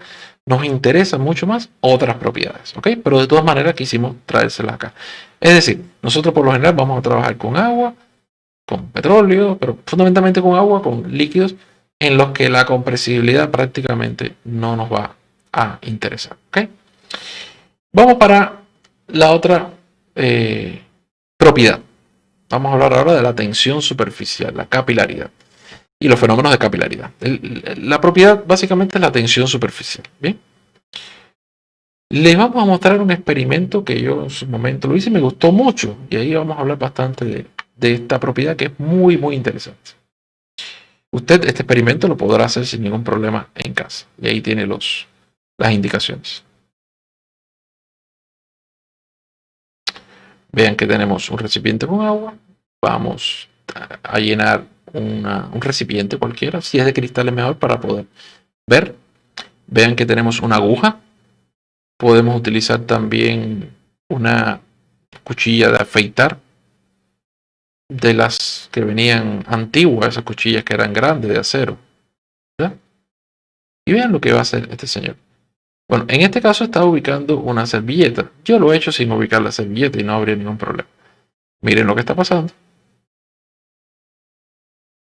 La servilleta se moja y se cae. Yo voy a parar en algún momento acá donde me interesa muchísimo. Miren, esta imagen, perdón, vamos a ir hacia atrás nuevamente y vamos a reproducir nuevamente el video y ubicarnos en la imagen en el punto que nos interesa.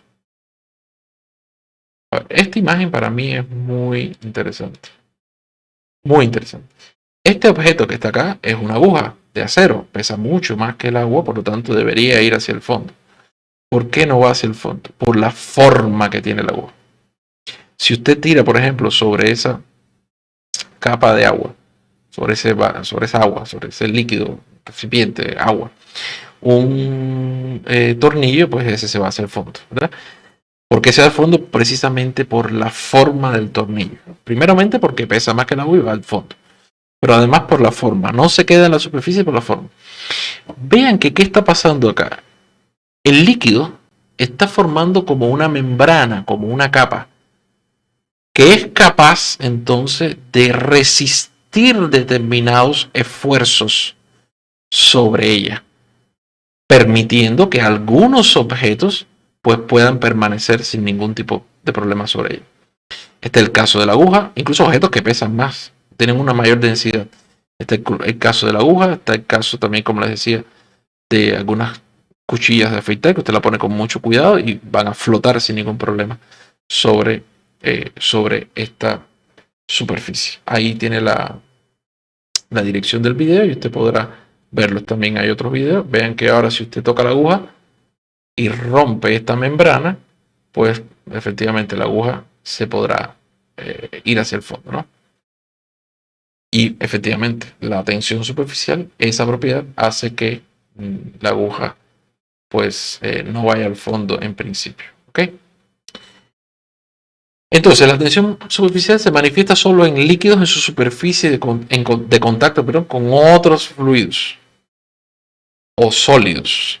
En esta superficie de contacto actúan fuerzas de cohesión entre las moléculas de líquido, adhesión con otras sustancias. ¿Ve? La superficie actúa como una membrana, lo que les decía hace un rato, debido al desbalance de fuerzas internas y externas. Puede soportar tensiones ligeras, por ejemplo, ejemplos de mosquitos, agujas, cuchillas de afeitar, etc. Este fenómeno es importante en problemas de ascenso capilar, por ejemplo, burbujas. Las burbujas existen gracias a la tensión superficial. El arco iris existe gracias a la tensión superficial. Chorros de agua existen gracias a la tensión superficial. Gotas, modelos a pequeña escala, los modelos que se hacen hidráulicos a pequeña escala son extremadamente importantes. Este problema, o sea, esta propiedad física de la tensión superficial, no así otras propiedades, ¿no? Pero bueno, aquí están viendo ustedes esta forma de esta gota, está hecha así precisamente por la tensión superficial, ¿ok? Desde el punto de vista de construcción, por ejemplo, el ascenso capilar es extremadamente importante. Nosotros hemos visto, por ejemplo, paredes que están húmedas. ¿Por qué pasa eso? Bueno, porque usted dice, hay humedad debajo de la pared. Sí, pero hay humedad debajo. No tiene por qué subir. ¿Por qué sube el agua? Precisamente porque existe una propiedad que es esta, la tensión superficial, que hace que las moléculas de agua pues se adhieran a poros y vayan escalando o subiendo, incluso hasta un segundo piso puede estar subiendo el agua. Este, por ejemplo, es el caso de la capilaridad. Aquí podemos ver dos líquidos que tienen diferentes propiedades desde el punto de vista de la capilaridad. En el primer caso, agua, en el segundo caso, mercurio. Vean entonces que en el caso del agua tiene una forma convexa y una forma cóncava, el caso del mercurio, ¿verdad? Este es un tubo muy pequeño, un tubo capilar que se le llama, y vean entonces cómo efectivamente el fluido sube. El nivel del fluido es este que está acá, pero dentro del tubo capilar hay una subida, en este caso, del líquido. Y en este caso todo lo contrario, pues el líquido lo que hace es bajar y lo hace además creando una, vamos a decir que una burbuja acá, de forma cóncava en este caso y convexa del lado acá, ¿ok? Como bien dice acá, las moléculas de agua son atraídas con más fuerza al vidrio que hacia otras moléculas de agua, ¿no? Ocurre lo contrario con el mercurio, como lo están viendo acá. Y en ambos casos vean que hay un ascenso con una altura que usted pudiera medir. Y también aquí hay un ángulo de inclinación de este bulbo que se encuentra acá. La tensión superficial entonces pudiera ser calculada como una fuerza, como la fuerza que se ejerce sobre una longitud determinada. Por lo tanto, el análisis dimensional quedaría así, Fl a la menos 1. ¿verdad? Newton sobre metros. Es una fuerza sobre una longitud. Y esta altura puede ser encontrada en función de precisamente la tensión superficial, el ángulo que se encuentra acá, R que vendría a ser el radio del tubo capilar y el peso específico del líquido. ¿Ok? Vamos a mostrarle algo de capilaridad, un video interesante relacionado también con el tema de los suelos.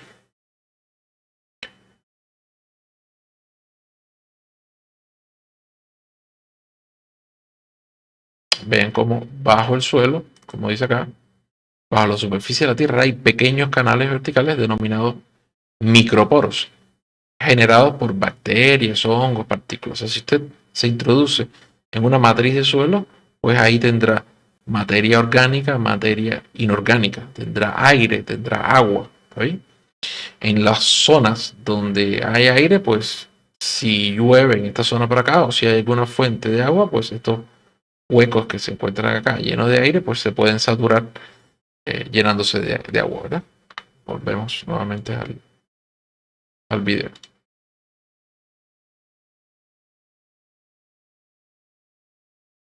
Aquí tenemos el caso de la lluvia. Desciende cuando ocurre la lluvia. El agua capilar son unas muy pocas pequeñas gotas de agua, por ciento de agua retenida en microporos por fenómenos de capilaridad y tensión superficial en periodos sin precipitaciones. Hay un agua, cuando ustedes vean asignaturas de riego y drenaje y demás, hay un agua que se llama agua gravitacional, que esa agua sale de la matriz de poro porque escurre hacia el fondo, producto de la propia gravedad, pero aquí se queda agua retenida en las porciones del suelo. Una parte de esa agua se llama agua capilar. También hay otra agua que se llama agua higroscópica. En fin, eso ustedes lo van a ver cuando tengan cursos relacionados con riego y drenaje y estudien temas relacionados con el agua en el suelo. Ahora vean que tenemos acá el ascenso capilar. Debido a estos fenómenos, el agua no se ve afectada por la gravedad y puede ascender a la superficie. Ya no el agua gravitacional, sino esa agua que se encuentra en estos poros del suelo. Entonces esa agua tiende a subir a la superficie. Y vea cómo llega a las raíces de los suelos, de las plantas, perdón.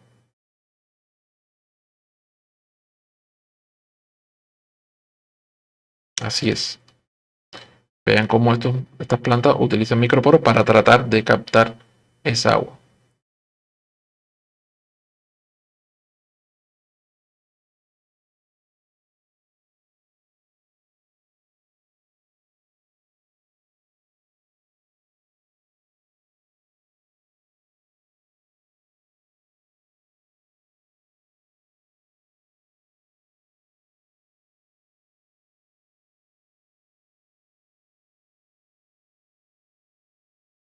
Esto es lo que ocurre en diferentes climas y es muy importante tenerlo en cuenta, sobre todo para estrategias de riego.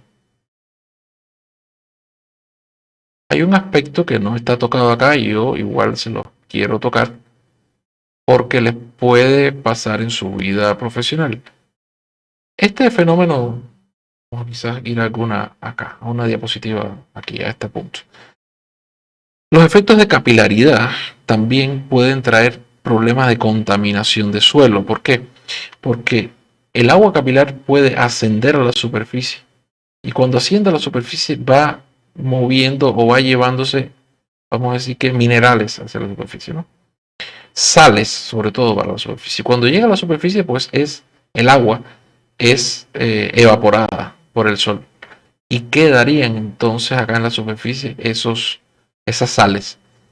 Y créanme que hay zonas bien importantes que prácticamente está contaminado todo el nivel de suelo producto a esas sales. Es decir, cuando usted tiene eh, zonas en las que no están bien drenadas, en las que llueve mucho y el nivel freático está muy cerca de la superficie, hay que hacer proyectos de drenaje. Por eso es que las asignaturas en ingeniería relacionadas con el riego no se llaman solamente riego, se llaman riego y drenaje, porque hay zonas en las que hay que propiciar agua a las plantas, a los cultivos y demás, y hay zonas en las que hay demasiada agua y hay que extraer y saber extraer de forma ordenada, lógica, con ingeniería, agua excedente en los suelos para tratar de que primeramente no se vean afectadas las cosechas, las plantas y también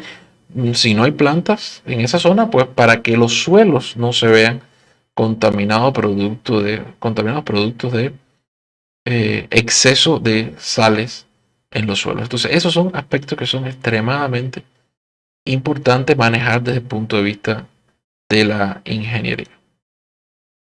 Bien, pasamos entonces a la última de las propiedades, la presión de vapor. ¿Qué es la presión de vapor? Aquí primeramente vamos a conceptualizar. La presión de vapor es la presión que ejerce la fase gaseosa o vapor sobre la fase líquida en un sistema cerrado.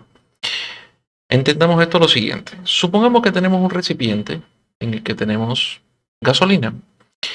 Estoy seguro que algunos de ustedes han visto si ponen, digamos, una luz y proyectan la sombra de un recipiente con gasolina, pues verán que hay un humo, como si fuera un humo que sube hacia arriba, ¿no?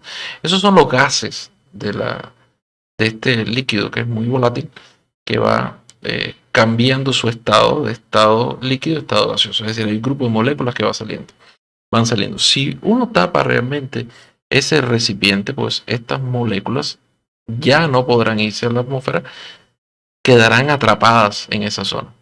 Y llegará un momento en el que ya no salen más moléculas, porque existe un equilibrio dinámico entre las moléculas que salen y las moléculas que entran.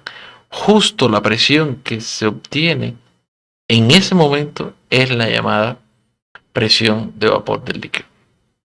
¿Ok? Entonces, eso es a lo que se da alusión cuando se dice la presión de vapor es la presión que ejerce la fase gaseosa o vapor sobre la fase líquida en un sistema cerrado a una temperatura determinada. Y vean que la temperatura aquí juega un papel fundamental. En la que la fase líquida, una temperatura determinada en la que la fase líquida y el vapor se encuentran, como les decía, en un equilibrio dinámico. En el análisis de problemas que tenemos acá en mecánica de los fluidos, es muy frecuente, en algunos casos es muy importante, por ejemplo, cuando vayamos a estudiar equipos de bombeo en la succión de las bombas rotodinámicas, este fenómeno de, de esta propiedad física de la presión de vapor juega un papel fundamental al punto de que es quien define el diseño de la succión, ¿verdad? Entonces, como les decía, con frecuencia es importante esta propiedad física, ¿no? de la presión de vapor. Todos los líquidos tienen una tendencia a vaporizarse, como les decía en el caso de la gasolina. Esto significa pasar de la fase líquida a la fase gaseosa. Esta vaporización ocurre porque continuamente se proyectan moléculas a través de la superficie libre del líquido y se pierden del cuerpo del mismo, ¿no? Como consecuencia, por ejemplo, de sus vibraciones térmicas naturales del líquido. Las moléculas expulsadas pueden ser entonces, eh, en este caso, sabemos que son gases, ¿no? Son gases, ejercen entonces su propia presión, ¿no?, parcial, que se conoce como presión de vapor. Y por lo general se denota con una P sub V, presión de vapor del líquido. Debido al aumento de la actividad molecular, entonces, por el aumento de la temperatura, la presión de vapor aumenta al aumentar la temperatura, y esto es muy importante.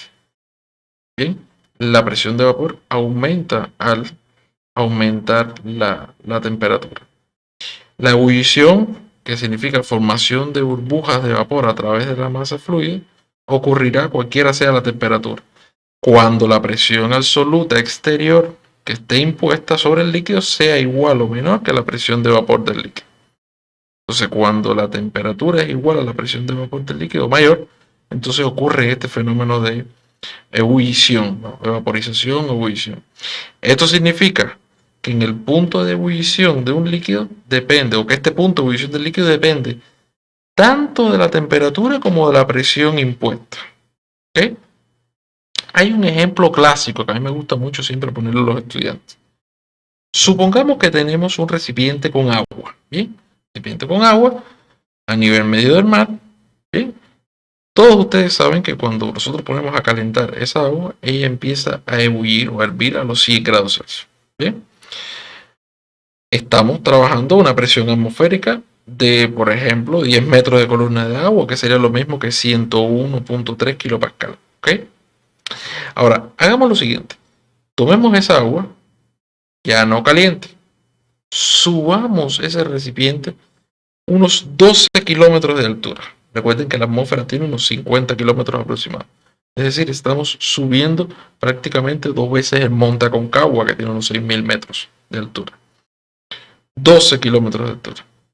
Si eso lo hacemos así, entonces supongamos que estamos en un lugar ahí, tranquilos, con ese recipiente con agua.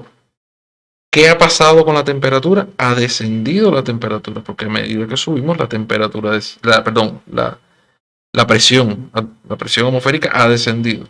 Me refiero a la presión, no a la temperatura. La presión atmosférica ha descendido a medida que aumentamos la altura. Bien, comenzamos a dejar capas de gases, por lo tanto, hay menos atmósfera sobre el líquido, en este caso, sobre nuestra cabeza.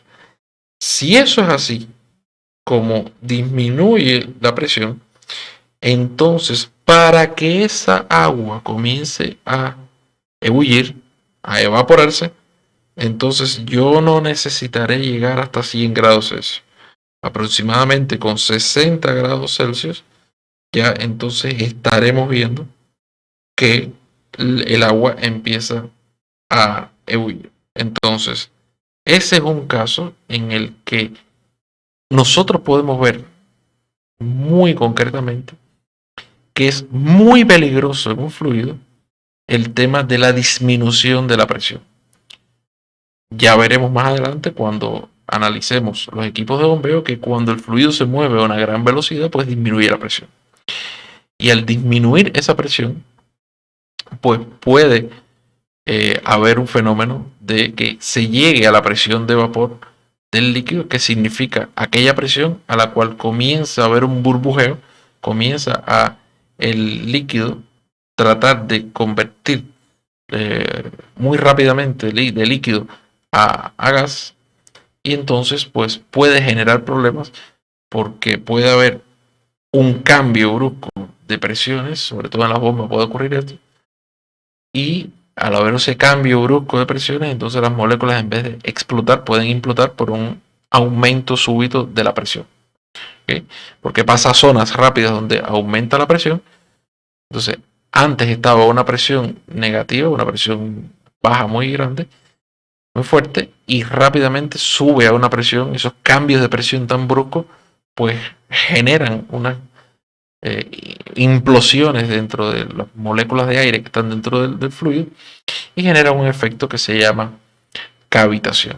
¿Sí? Y un efecto que es muy perjudicial para los aparatos hidráulicos, dígase bombas, dígase impelentes, incluso de barcos. Estos fenómenos se empezaron a ver en los impelentes de los grandes barcos, y por eso se tuvo que diseñar Se tuvo que mejorar el diseño de este tipo de mecanismos. Entonces, la presión de vapor es, como les decía, es extremadamente importante también para muchos fenómenos. Donde también hay que tener consideraciones de este tipo cuando uno diseña, por ejemplo, una rápida en una presa. Ya lo veremos en su momento, cuando se diseña un vertedor en una presa, porque el fluido en ciertas zonas pues, alcanza una gran velocidad y esa gran velocidad provoca que las presiones en esa zona pues en algunos momentos puedan bajar de la presión atmosférica y pueden haber ciertos problemas que hay que, digamos, que manipular. Y si eso usted lo está haciendo, ese diseño de la presa, por ejemplo, lo está haciendo a nivel medio del mar, pues no hay tanto problema. Pero si ya vamos subiendo y digamos que la presa la estamos construyendo a 3.000 metros de altura, pues el tema de la presión de vapor aquí juega un papel fundamental y hay que analizarlo para garantizar de que no ocurra este fenómeno que les estoy diciendo de cavitación producida porque el líquido llegue a su estado de presión de vapor. ¿Ok? Bueno, pues esto ha sido todo. Esto ha sido todo. Aquí tienen un comentario también importante, ¿no? Que este tema se va a abordar con mayor análisis ya cuando hablemos del tema de bombeo, equipos de bombeo, sobre todo de bombas rotodinámicas. Bueno, como les decía, hasta aquí entonces la actividad de hoy. Me gustaría que la estudien bastante, que manejen muy bien el tema de las ecuaciones, fundamentalmente la densidad, peso específico, densidad relativa, porque son aspectos que vamos a utilizar en toda la asignatura, a lo largo de toda la asignatura. ¿Ok? Entonces, muchas gracias por la atención prestada y nos vemos en un próximo encuentro. Gracias.